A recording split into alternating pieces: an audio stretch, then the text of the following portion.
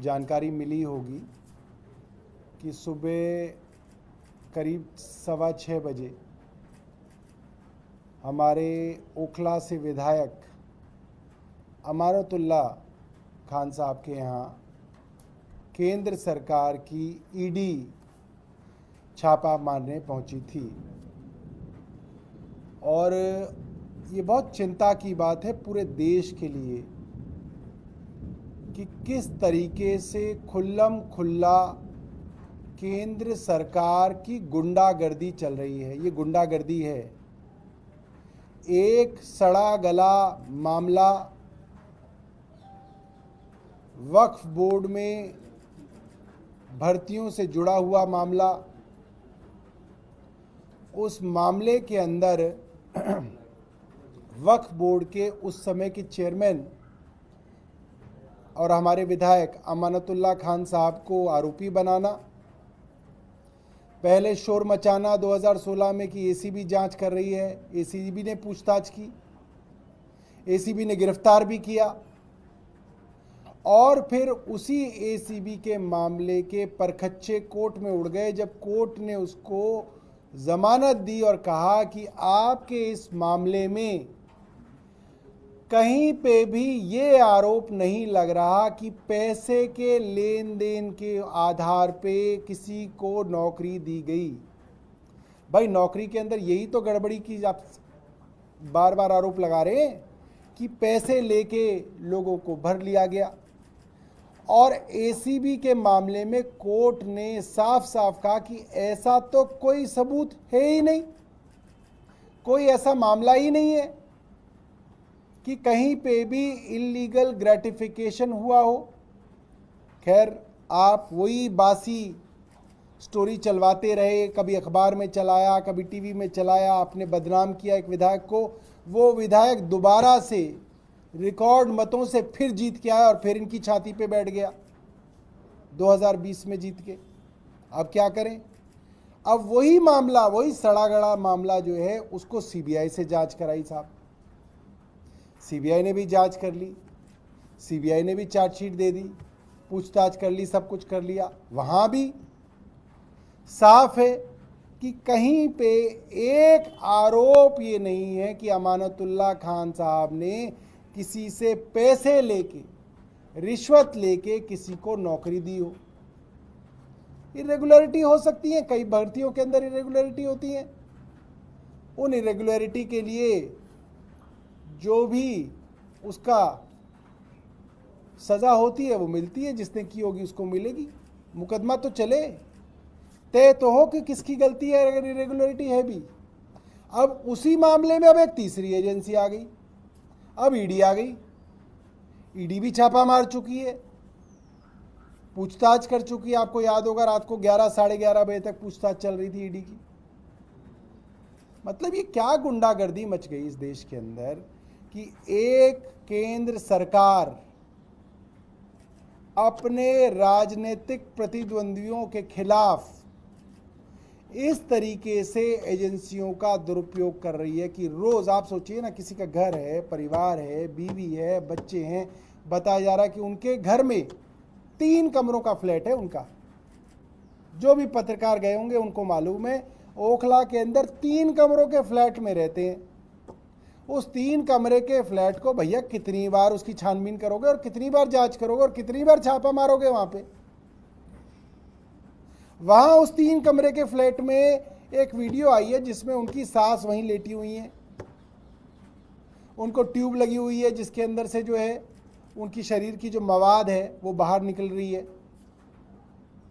2 दिन पहले ऑपरेशन हुआ है, कैंसर से पीड़ित है, और आप जो है उनके घर पे जो है फिर से छापा मारने पहुंच गए। मतलब ये तो घटिया राजनीति से भी घटियापन है। और शर्म नहीं आती है भारतीय जनता पार्टी को? इनको कितनी बार तो कोर्ट ने लताड़ दिया। देश की सबसे बड़ी अदालत सुप्रीम कोर्ट बार बार हर मामले में कह रही है। मनीष सिसोदिया जी को बेल दी तब बोला, अरविंद केजरीवाल जी को जब नीचे बेल मिली तो ट्रायल कोर्ट ने बोला। अभी 2 दिन पहले दोबारा से जब के कविता जी को बेल मिली सुप्रीम कोर्ट से, उन्होंने भी बोला कि भाई ये क्या मजाक बना रखा है आपने केंद्र शासित एजेंसियों को, कि वो कोई कानून नहीं है उनके लिए, मतलब पिक एंड चूज हो रहा है साफ तौर पे।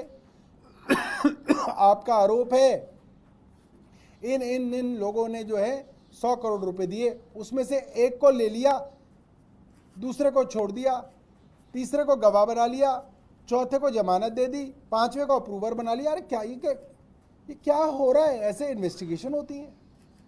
किसी को आप गवाह बना रहे हैं, किसी को आप अप्रूवर बना रहे हैं, किसी को आप एक्यूज बना रहे हैं, किसी से आप पूछताछ ही नहीं कर रहे हैं, किसी से आप इलेक्टोरल बॉन्ड में 55 करोड़ रुपए ले लिए, उसकी कोई जिम्मेदारी नहीं है, उसकी कोई जवाबदेही नहीं है। भाई तुमने क्यों लिया? तुम्हारा रिश्तेदार लगता था वो आदमी, तुमने उससे 55 करोड़ रुपए ले लिए।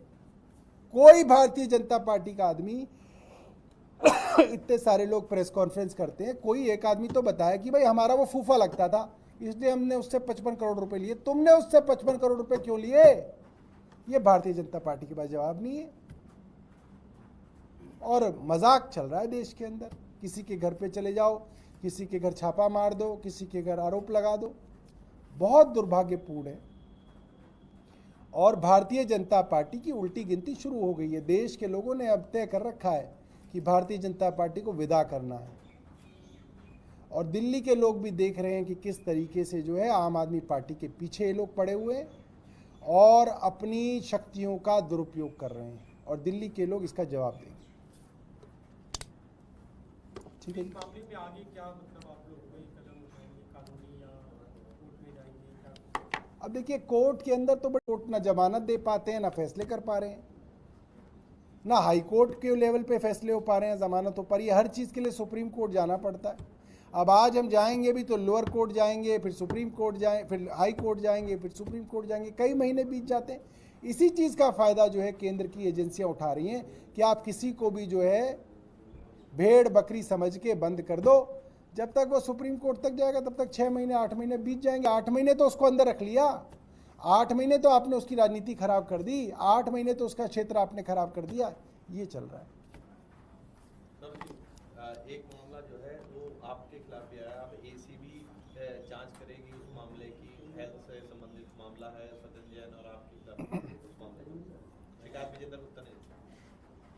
एसीबी की क्रेडिबिलिटी आज क्या रह गई है, आप इस बात से अंदाजा लगाइए। 2 दिन पहले साकेत कोर्ट ने एसीबी के विषय में कहा कि भैया इसमें ईमानदार अफसर भी लगा दो। ये साकेत कोर्ट ने कहा है।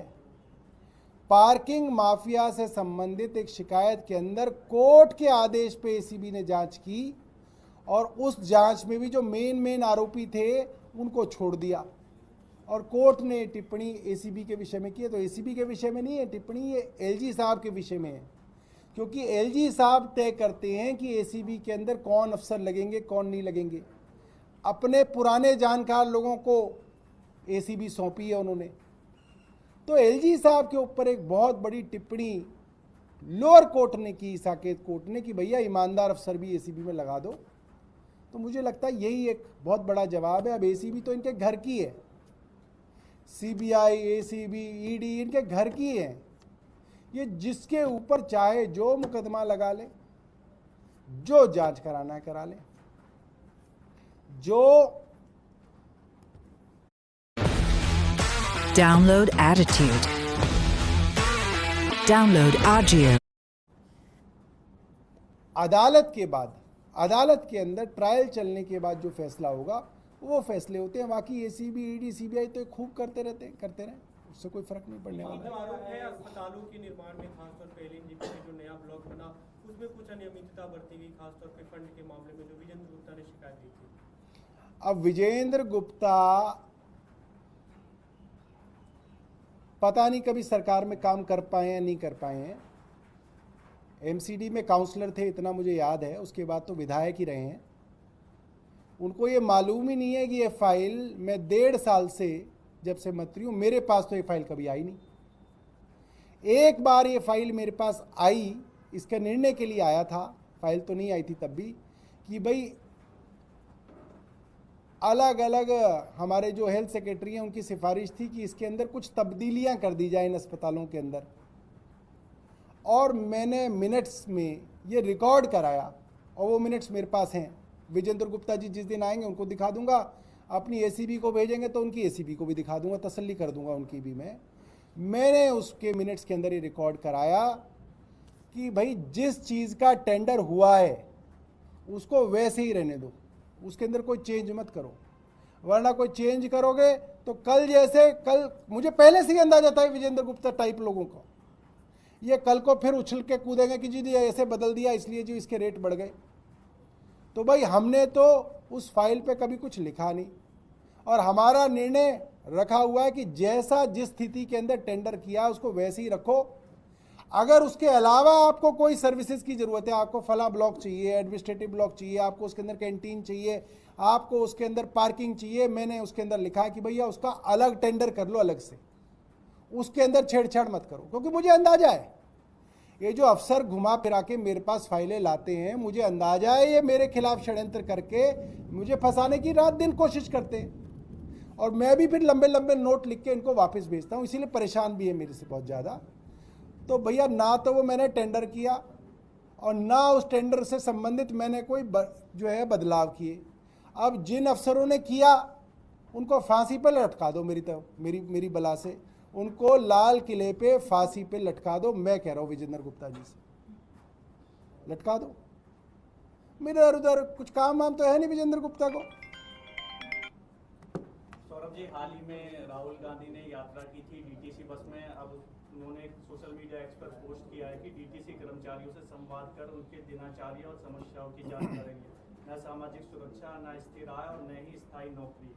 कॉन्ट्रैक्चुअल मजदूरों की ने एक बड़ी जिम्मेदारी के काम को मजबूरी के मुकाम पर पहुंचा दिया है, ये पोस्ट किया है।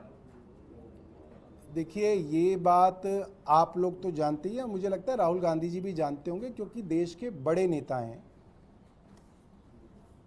डीटीसी के कॉन्ट्रैक्ट के कर्मी हों या हेल्थ के हों, बार बार हम लोग कहते हैं कि इनको समान काम समान आय दी जाए, और इसके भी प्रावधान ढूंढे जाएं कि इनको कैसे पक्का किया जा सकता है। मैंने हेल्थ के विषय में कई बार लिखा है, यही इनको जो हमारे जो बस मार्शल थे, इनकी भी नौकरी के साथ जिस तरह से खिलवाड़ किया गया वो भी नहीं होना चाहिए था। और डीटीसी के अंदर भी ये जो हमारे कॉन्ट्रैक्चुअल लोग हैं, सरकार को कोई नीति बनानी चाहिए कि इनको समान काम के लिए समान आय तो मिले ही, और ये पक्के हो सकें, इसके लिए भी कोशिशें रहें।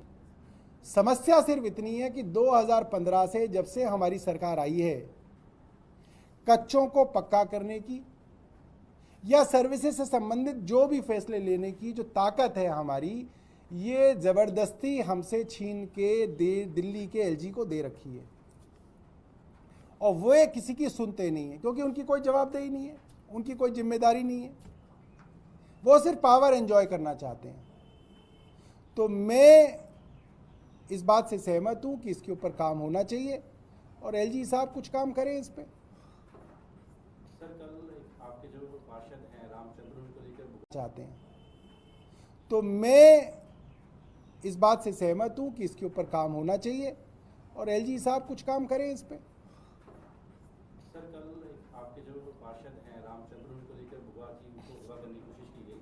अब स्टैंडिंग कमेटी का इलेक्शन भी होना है, तो आपको आशंका है कि आगे भी ऐसा कुछ हो सकता है? उसका तोड़ क्या है, कैसे आप उसको बचा पाएंगे अपने पार्षदों को? भाई, ज़्यादातर तो इस तरीके के मामलों में पुलिस की जिम्मेदारी रहती है।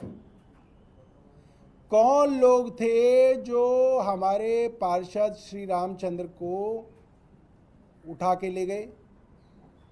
मास्क तो पहन के आए नहीं थे, गाड़ी में थे।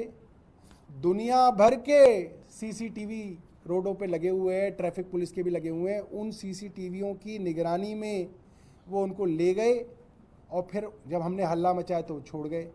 क्या दिल्ली पुलिस ने अब तक बताया कि दिल्ली की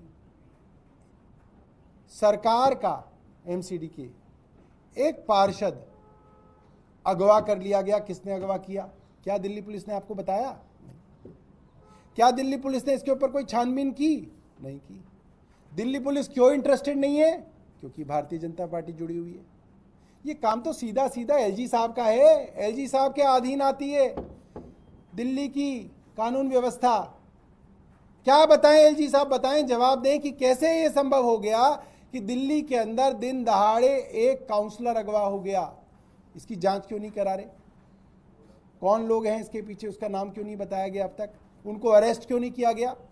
किडनैपिंग तो सीधा सीधा जो है नॉन बेलेबल ऑफेंस है, कॉग्निजेबल ऑफेंस है। इसके ऊपर क्यों कार्रवाई नहीं हो रही? क्या मेरी और वीरेंद्र सचदेवा की बहस से ये बात साबित होगी कि उसको अगवा किया था नहीं किया था? फिर तो हर चीज पे बहस ही करा ली जाए। विजेंद्र गुप्ता भी एसीबी में क्यों गए? वो बहस ही कर ले मुझसे। तो ऐसा लग रहा है जैसे कि कानून का राज ही खत्म हो गया है। हमारा आदमी अगवा हो गया, हम ही साबित करें कि वो किसने अगवा किया, कैसे किया। भाई ये तो कमाल ही हो गया। आप जांच करके बताइए कौन लोग थे, क्या नाम थे, कहाँ रहते थे, किस पार्टी से जुड़े हुए, अरेस्ट क्यों नहीं हुए? ये आप कह रहे हैं कि अभी तक इस मामले में कोई जांच नहीं की गई है। अरे भैया, जांच जैसे ही होती है सबसे पहले आप ही लोगों को तो प्लांट किया जाता है। दिल्ली पुलिस की जांच जारी, टीम रवाना हुई मुख्यमंत्री के घर पे, मुख्यमंत्री के घर पहुंच गई टीम, दरवाजा नहीं खुल रहा है, एक एक मिनट की जानकारी दी जाती है।